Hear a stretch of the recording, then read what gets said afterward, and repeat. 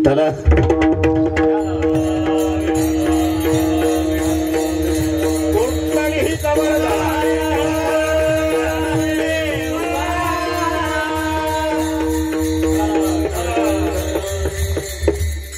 हनुमानजींनी नंदीग्रामात निरोप आणला. मी अमोल आणि प्रमोद साठी अरे भैया रामचंद्र 14 साल के बाद आज दोपहर तक अयोध्या में पधारने वाले. एवढा आनंद झाला, एवढा आनंद झाला. भोवताल नाचला हनुमंताच्या. भरत पार डोकं ठेवलं. मारुतीला हा संदेश ऐकण्यासाठी 14 वर्षे तपाला बसलो होतो. काय देऊ तुम्हाला? काही नाही माझ्याकडे, पण माझा दादा आणि वहिनी सिंहासनावर बसतील. माझी माय कौशल्या आरती ओवाळल. एकदा राजा राणीचं रूप या डोळ्यानं पाहिल आणि मग पवित्र झालेले पोपुळे काढून बक्षीस दे. पडत आले भरतजी माय कौशल्याच्या महाला पुढे. 14 वर्षांनी आला भरतही नंदीग्रामातून. माताजी माताजी आवाज ओळखला माझ्या भरताचा आहे. आली माय कौशल्या बाहेर. क्या हो बेटा? अभी भी संदेशा मिला है माँ. मेरे भैया, मेरे परमात्मा, मेरे उद्धारक, मेरे राजा, मेरे सरकार, मेरे रामचंद्र भगवान दोपहर तक अयोध्या में पधारने वाले माँ. एवढं ऐकलं माय कौशल्या रडू लागली. आता बघा आई 14 वर्षांनी दादा येतो वनवासातून. आनंद नाही झाला का तुला? झाला माझ्या राजा. मग का रडतेस? रडायचं वेगळे कारण का? आज तुझ्या जन्मदात्या बापाची, राजा दशरथाची आठवण आली बाळा. तुझा बाप असता नुसता नाचला असता. त्यांची खूप इच्छा होती रामाचा राज्याभिषेक बघायची. आज तुझ्या बापाच्या आठवणीनं रडते बेटा. मी का सांगतो हे? अरे जिथे भगवंताचा राज तिलक पाहायला त्याचा बाप नाही, जेव्हा सुखाचे दिवस येतात तेव्हा कौतुकाची थाप नाही. विठ्ठल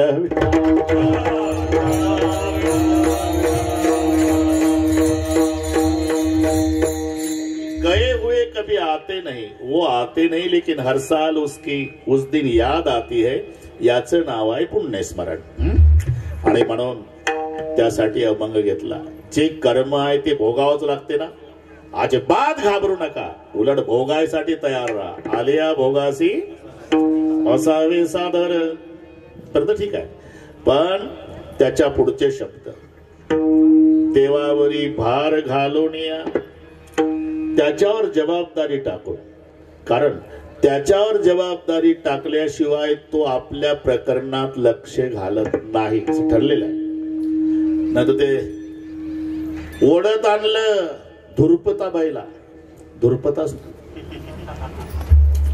गौरवी पांचाळी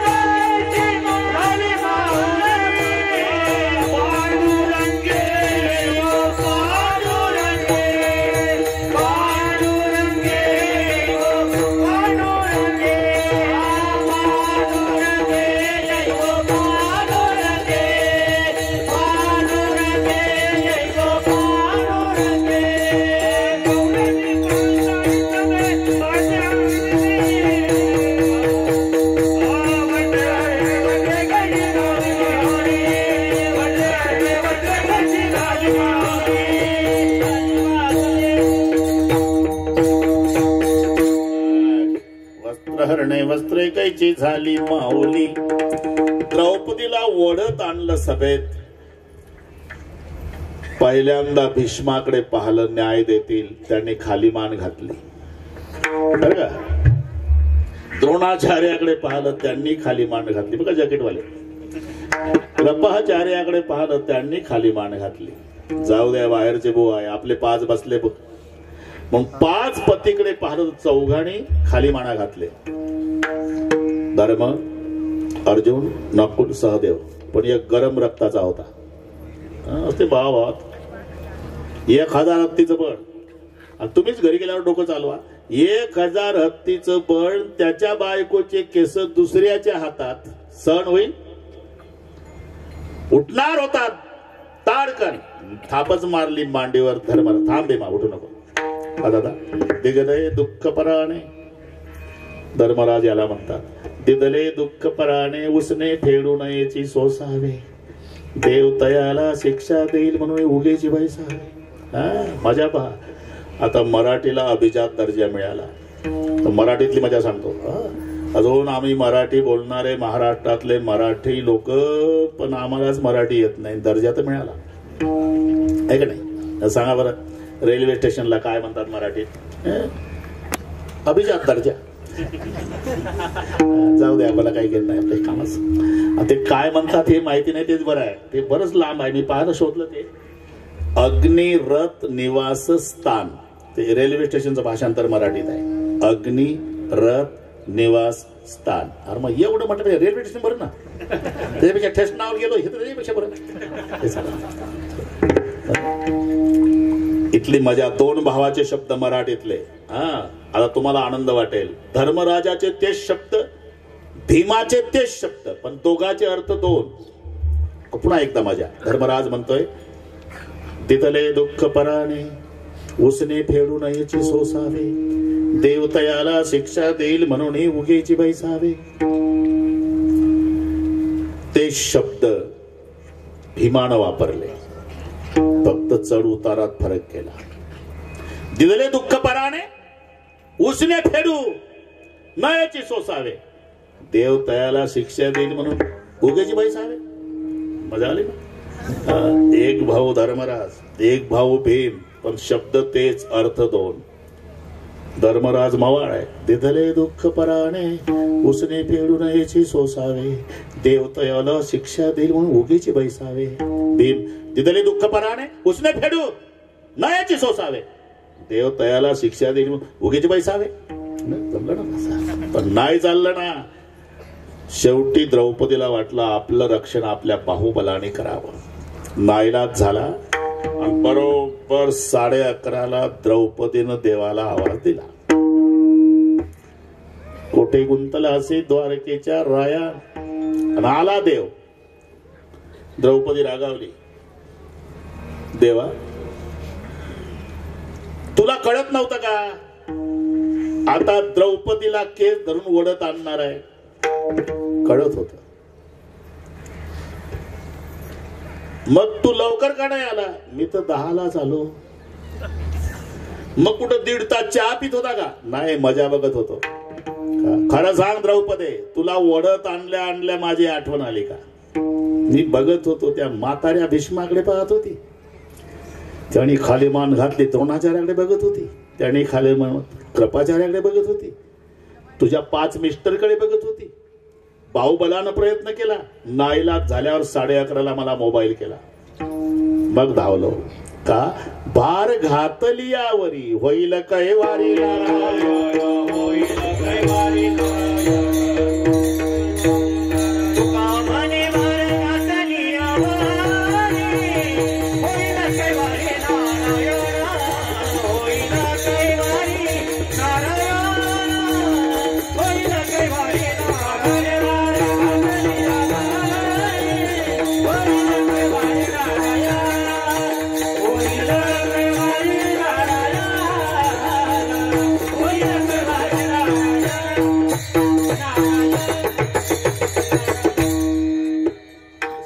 आलो आपण. तुका म्हणे भार घातलिया वरी होईल कैवारी नारायण. म्हणून आलिया भोगासी असावे सादर, पण देवावरी भार घालवणिया. आणि एकदा त्याच्यावर भार घातला ना, तो कृपा सिंधू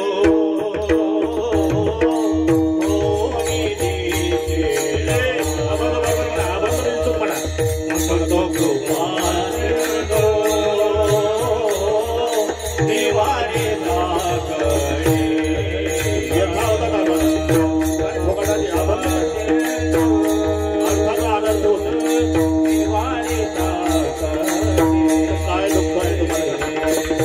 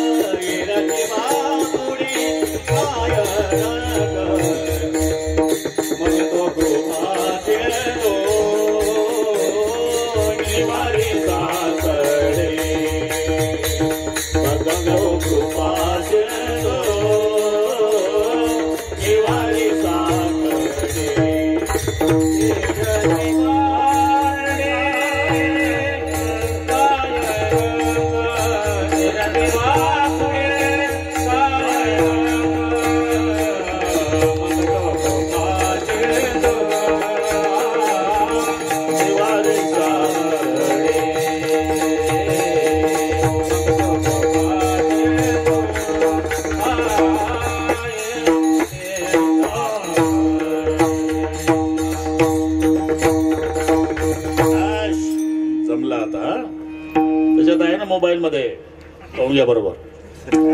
अरे भाऊ, हे सगळे टाळकरीन गायनाचार्य गौंडे आहे. कीर्तनकार त्याच्या हाताखालचा मजूर आहे. मी पटवून देतो तुम्हाला. आम्ही विटा, सिमेंट, खडी, मसाला तयार करून देणे, म्हणजे एवढं सांगत आलो. म्हणजे आम्ही मटेरियल तयार करून दिलं. फिट वीट ठेवायची गौंड्यानं. तुम्ही गौंडी आहे, आम्ही तुमच्या हाताखालचे. मी सांगतो तुम्हाला, मी कुठं आलो त्यात एक प्रमाण चुकलं की पुन्हा बांधकाम पाडा लागते. इथपर्यंत आलो आपण. आलिया भोगाशी असावे सादर, देवावरी भार घालून या. आणि एकदा त्याच्यावर भार घातला ना, मग तो कृपा सिंधू निवारी साकडे.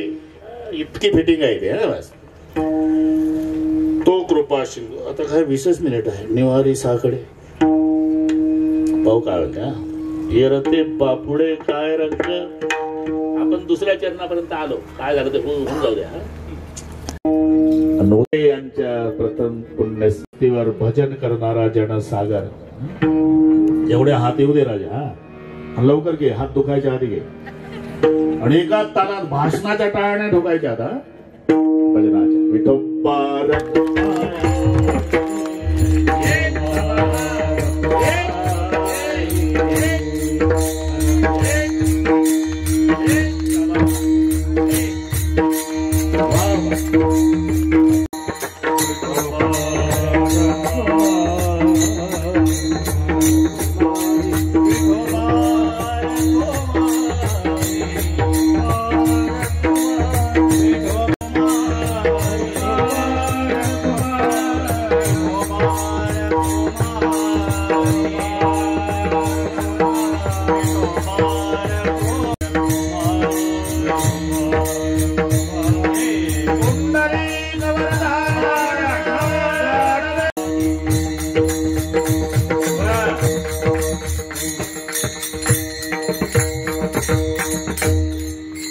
म्हणा, सरळ म्हणा. आलिया भोगासी, आलिया भोगासी,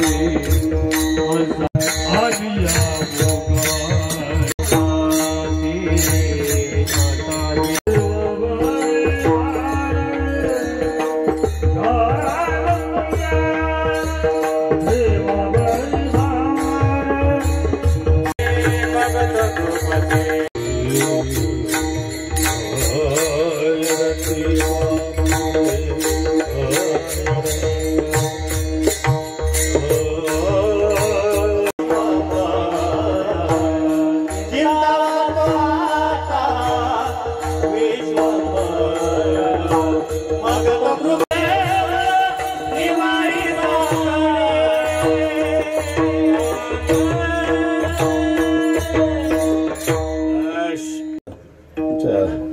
रुपेश बाबांनी सगळी भजनी मंडळी गुणवान गोळा केली.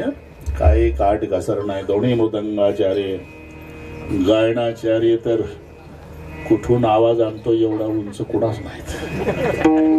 सर्व गायनाचार्यांना धन्यवाद. टाळकरी, विनेकरी सर्वांनी आपापल्या परीने काही कसर ठेवली नाही. आता ताई आलेले आहे. फक्त आम्ही धर्मसंकटात आहे. मला 4 तास लागतात मालेगावला. रामायण 6 वाजता आहे आणि बरोबर 4ला पहाटे उठून आलो. सगळ्यांना माहिती आहे वेळ. कोणी मी गेलो तरी कोणी उठायचं नाही. निवेदन देतील तसा पुढचा मिलिटरी सारखा शिस्तबद्ध कार्यक्रम होईल. महाराजांना जाऊ द्या, त्यांना कीर्तन आहे, कार्यक्रम आहे. तुम्हाला काही नाही ना. आता तुम्ही आताच आले ना. कोणी उठायचं नाही. सर्वांचे मनोगत होतील. अगदी शिस्तबद्ध सगळ्या कार्यक्रम होईल. समाजाला प्रेम दिलं की समाज आपल्यावर प्रेम करतो, हे त्याचं उत्तर आहे. आता गेलेली व्यक्ती येत नाही. जोपर्यंत वडील बसून असतात वजनदार वाटतं घर. एकदा वडील गेल्यावर केवढाही मोठा फोटो लावा, घराचं वजन निघून जातं. ज्यांना ज्यांना ते पहा, 1च मिनिट घेतो. माय बापाची इच्छा नाही बरं का ताई, इच्छाच नाही मुलांनी सेवा करावी. मग काय इच्छा आहे? मुलांनी एकमेकावर जीवापाड प्रेम करावं, ही माय बापाची इच्छा आहे. जेव्हा भाऊ भाऊ एकमेकावर जीवापाड प्रेम करतात तेव्हा त्याचे मायबाप बिना औषधाचे 10 वर्ष जास्त जगतात. मुलांचं प्रेम पाणी काय त्यांचं, त्यांना काय 1 चपाती लागते. आणि मुलांची भांडणं पाहिली की 6 महिन्यातच जगाचा निरोप घेतात बरं का. एकदा वाचलं होतं मी, जनार्दनजी गेले पण अमोल, प्रमोद, संदीप, गुलाब, प्रकाश, चुलत भाऊ का असे ना पण 5ही पांडव तुम्हाला मार्गदर्शन करणारा म्हातारबा आणि लक्ष्मी आहे. लक्ष्मण जी आहे, लक्ष्मी आई आहे. 5ही भाऊ शेवटच्या श्वासापर्यंत एकमेकावर जीवापाड प्रेम करा. जनार्दनजीला वैकुंठातही आनंद होईल. माऊलीचं भजन जय विठ्ठल. पुढे निवेदन देतील तसा कार्यक्रम. एकानंही उठायचं नाही माझ्याशिवाय. ज्ञानेश्वर माऊली विठ्ठल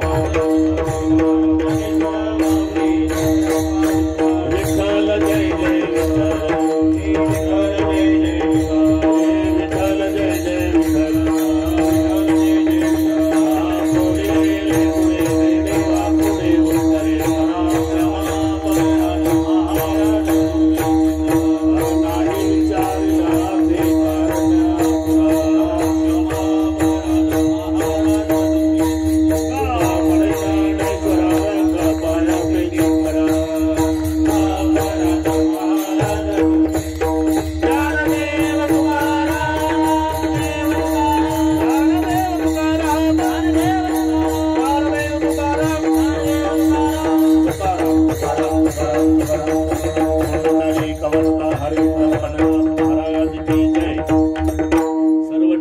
महाराज आपल्या आपल्या जागेवर बसा. विनेकरी बसा.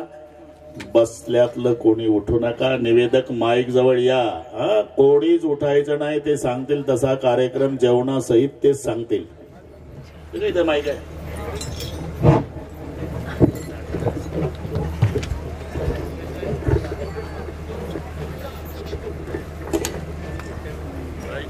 हॅलो. आज या ठिकाणी